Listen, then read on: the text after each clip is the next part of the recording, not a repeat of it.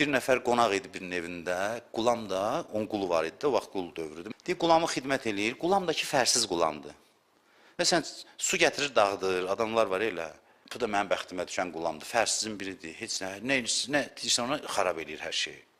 Gileylənir. Qulam çıxır bayra, bu yenə danışır ki, bu bacarıqsız bir adamdır, əziyyət eləyir mənə filan, da neynim, naçaram, saxlamışam bunu filan. Birdən görür çöldə bayırda səs-küydür. Qonağa deyir ki, sən biraz gözlə, mən gedim görüm nə davadır bayırda, nə olub. Çıxır, birazdan sonra gəlir, deyir, buna baxayım, mənim Qulamımı döyürdülər, getdim paylarımı verdim. Bu qonaq deyir ona ki, bəs sən deyildin, səhərdən gileylənirdin. Deyir, düz deyir, gileylenirdim. Amma o Qulamın məndən başqa kimi var ki, Allaha pis bəndə də olsaq, Allah bu məntiqlə danışır. Deyir, bunun məndən başqa kimi var ki, nə olsun ki, sözümə baxmır.